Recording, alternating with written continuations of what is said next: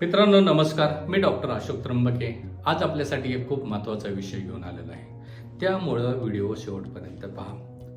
तुम्ही व्हिडिओ शेवटपर्यंत का पाहायचं? कारण की जे तुम्हाला लैंगिक समस्येचे प्रॉब्लेम आहेत हे का तुम्हाला निर्माण झालेले आहेत व यावर तुम्ही काय उपचार घेतला पाहिजे हे तुम्हाला समजणार आहे. त्यामुळं जर तुम्हाला व्हिडिओ पाहायचा असेल तर पुन्हा सांगतो, शेवटपर्यंत पहा. मित्रांनो, मी डॉक्टर अशोक त्र्यंबके, मुक्काम पोस्ट मिरजगाव, तालुका कर्जत, जिल्हा अहिल्यानगर या ठिकाणी आशिष हॉस्पिटल या नावे एक छोटंसं हॉस्पिटल चालवत आहे. ज्या पुरुषांना लैंगिक समस्या आहेत, ज्या पुरुषांच्या लिंगामध्ये मनावाशी ताठरता येत नाही किंवा स्टॅमिना बिलकुल राहिलेला नाही, पहिली ताठरता येत होती पण आता ताठरता येत नाही, ज्यांचा स्पर्म काउंट कमी आहे, ज्यांचं युरिया कमी प्रमाणात बाहेर येतं, यावर खात्रीशीर उपचार करणारा डॉक्टर आहे. आपण अनेक ठिकाणी उपचार घेतला पण आपणास गुण आलेला नसेल, आपले विनाकारण पैसे वाया गेलेले असतील किंवा डॉक्टरांनी तुम्हाला कायमस्वरूपी औषधं खायचे सांगितले असतील तर मित्रांनो हे पहिल्यांदा बंद करा. कोणत्याही आजारासाठी म्हणजे लैंगिक समस्या ज्या आजारांच्या असतात त्यासाठी कायमस्वरूपी औषध घेण्याची गरज नाही. साधारणतः 1 महिना, 2 महिने, 3 महिने खूप झाले. जर तुम्ही मी सांगतो त्या पद्धतीने ऐकलं तर तुम्हाला लैंगिक समस्येतून कायमचं समाधान होऊन जाईल व कायम सुटका होऊन जाईल. मित्रांनो, मी आपल्यासाठी खूप सुंदर सुंदर व्हिडिओ घेऊन येत असतो. त्यामुळं जर हा आपण व्हिडिओ पाहत असाल तर हा व्हिडिओ शेवटपर्यंत पहा. आज मी एक आपल्यासाठी विषय घेऊन आले. त्या विषयाचं नाव आहे वीर्य कमी तयार होणे किंवा स्पर्म काउंट कमी का होतो याविषयी आपण बोलणार आहोत. मित्रांनो, आजच्या धावपळीच्या आयुष्यामध्ये सेक्स्युअल प्रॉब्लेम अनेक तरुण मुलांना उद्भवायला लागलेले आहेत. म्हणजे साधारणतः 3 व्यक्ती पाठीमागे एका व्यक्तीला तरी सेक्स्युअल प्रॉब्लेमनी ग्रासलेला आहे. लैंगिक इच्छा कमी होणे म्हणजे त्याला आपण लो लिबिडो म्हणतो, काम वासना बिलकुल न होणे, थकवा जाणवणे, मानसिक दडपणाखाली प्रत्येक वेळेस येणे, ह्या जे आपल्याला गोष्टी होतात हे कशामुळे होतं? आपण साध्या छोट्या चुका करतो. या चुकांच्या सवयीमुळं हे प्रॉब्लेम आपल्याला उद्भवतात. तर वीर्य कमी का होत तयार चाललेलं आहे? काहींचं वीर्य बिलकुल बाहेरच येत नाही. अनेक तरुण मुलांमध्ये स्पर्म काउंट का कमी तयार व्हायला लागलेला आहे याविषयी आपण आज पाहणार आहोत. मित्रांनो, एक गोष्ट ध्यानात घ्या. आपलं ज्या टेस्टीज असतात म्हणजेच आपले जे अंडकोश असतं यामध्ये स्पर्म तयार होत असतात. पण आपल्या काही छोट्या चुकांमुळं यावर परिणाम होतो. उदाहरणार्थ, अनेक लोक टाईट जीन पॅन्ट घालतात, अनेक लोक एकाच पोझिशनमध्ये बसून दिवस रात्रभर काम करतात, अनेक लोक अति लॅपटॉपचा वापर करतात, लॅपटॉपचा वापर करताना मांडीवर लॅपटॉप घेतात, पण त्याला हे समजत नाही की याचा त्याच्या टेस्टीजवर लॅपटॉपच्या उष्णतेमुळे परिणाम होत असतो. तर तो कसा होता आपण ते पाहूया. मित्रांनो, एक गोष्ट ध्यानात घ्या. आपल्या शरीराने आपल्या टेस्टीज म्हणजे आपले अंडकोश आपल्या शरीराच्या बाहेर ठेवलेले आहेत. शरीराच्या बाहेर ठेवण्यापाठीमागचं कारण काय?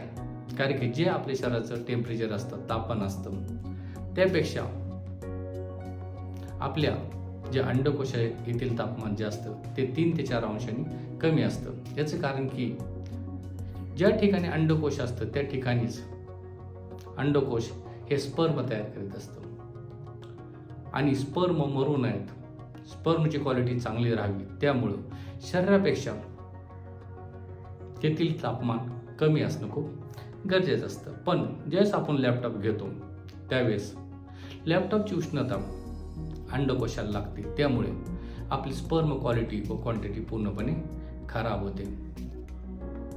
आपण एका जागेत ज्यावेळेस बसतो त्यावेळेस तेथील ज्या व्हेन्स असतात अंडकोशाच्या, त्या अंडकोशाला सूज येते, त्यामुळं व्हेरिकोसिल नावाचा आजार होतो, त्यामुळे आपल्या स्पर्मवर त्याचा परिणाम होतो. साधारणतः बऱ्याच लोकांना ह्या गोष्टी लक्षात येत नाहीत की अचानक जर आपण टाईट जीन पॅन्ट घातली, लॅपटॉपचा अतिवापर केला, जर आपण आपल्या ह्या म्हणजे एकाच जागेत बसलो, त्यामुळे काय परिणाम होऊ शकतात.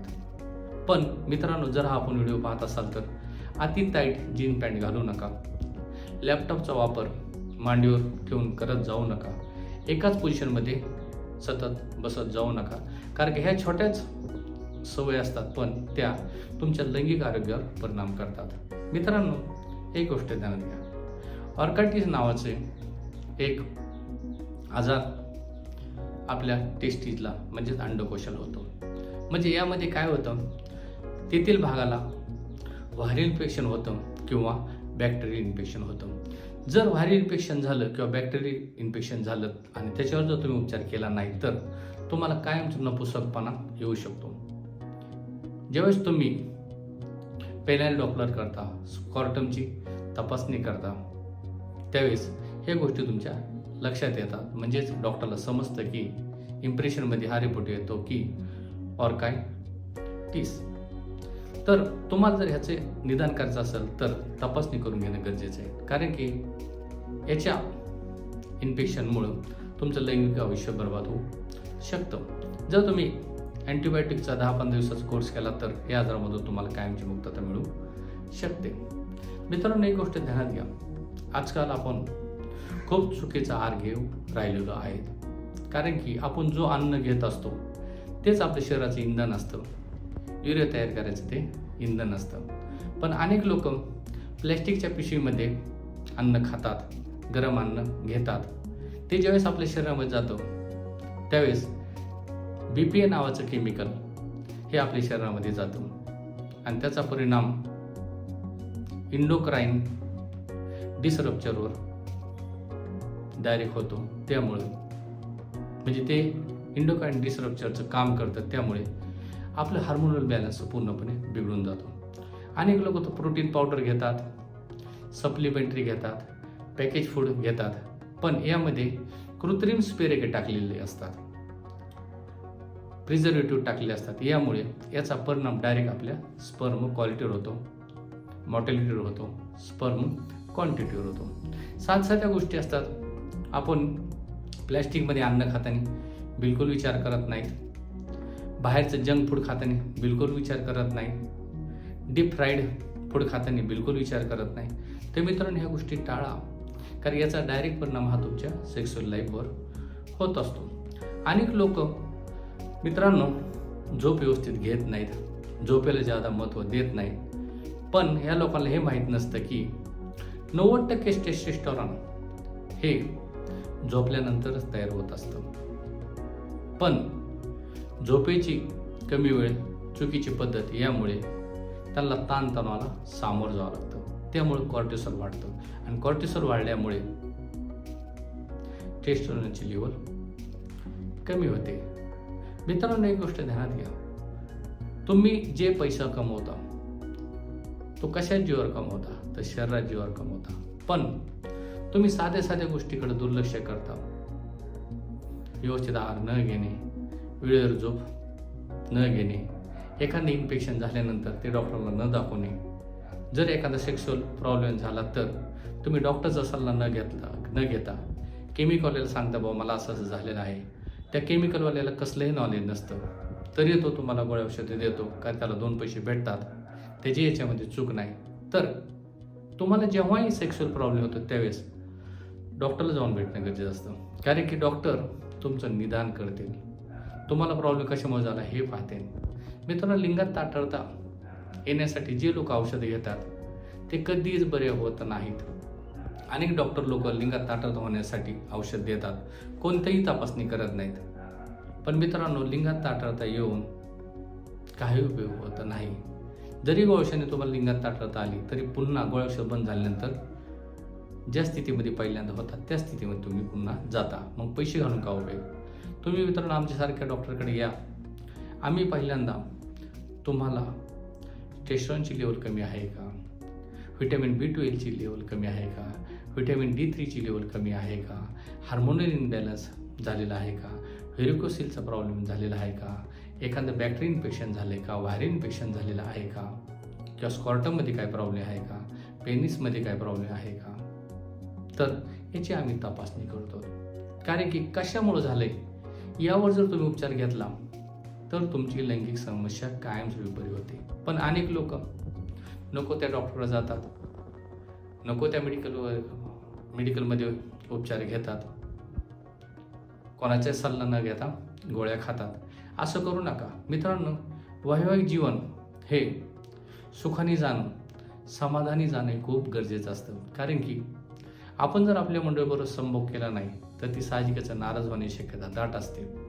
त्यामुळं किरकोळ प्रॉब्लेम असतात, पण तुम्ही याला इतके गंभीर प्रॉब्लेम करून ठेवतात की तुम्हाला नेमकं काय करावं ते समजत नाही, कोणत्या डॉक्टर उपचार घ्यावा ते समजत नाही. मित्रांनो, अनेकांना अनेक आजार होत असतात. बीपीचा आजार, शुगरचा आजार, थायरॉइडचा आजार, हार्टचे आजार, स्प्लीनचे आजार, इंटेस्टाईनचे आजार, लिव्हरचे आजार. पण यामुळे घाबरून जायचं काही कारण नाही. तुम्ही जर योग्य डॉक्टरकडे योग्य उपचार घेतला तर तुम्हाला बरंच वाटणार आहे. आणि एक गोष्ट ध्यानात घ्या, गोळ्या औषधं काही सतत खायची गोष्ट नाही आहे.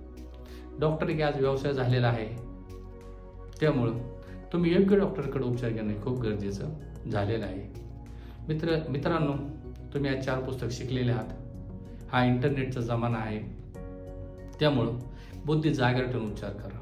आणि एक गोष्ट ध्यानात घ्या मित्रांनो, ताणतणावापासून पूर्णपणे दूर राहा. व्यवस्थित झोप घ्या. रोज शरीरासाठी 1 तास व्यायाम करत जावा.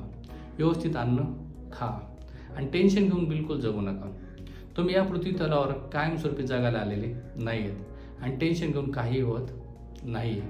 तुम्ही जर हा माझा व्हिडिओ पाहत असाल, तुम्हाला एक मित्र नात्याने सांगतोय, भाऊ नात्याने सांगतोय, काळजी करण्यासारखं जगामध्ये काही नाही आहे. आणि आपण गेल्याने काही मोठं ह्या पृथ्वीला काही दुःख होईल किंवा लोकांना होईल असं काही नाही. तुमचा असलेला गैरसमज आहे. त्यामुळं आज जर व्हिडिओ पाहत असाल तर एकच सांगतो, बिनधास्त जागा, योग्य डॉक्टर उपचार घ्या. जीवन एकदाच आहे, पुन्हा तुम्ही काही जन्माला येणार नाही आहेत. पुनर्जन्म असणे पूर्णपणे मानवाच्या सामानासाठी काढलेली एक खोटी गोष्ट आहे.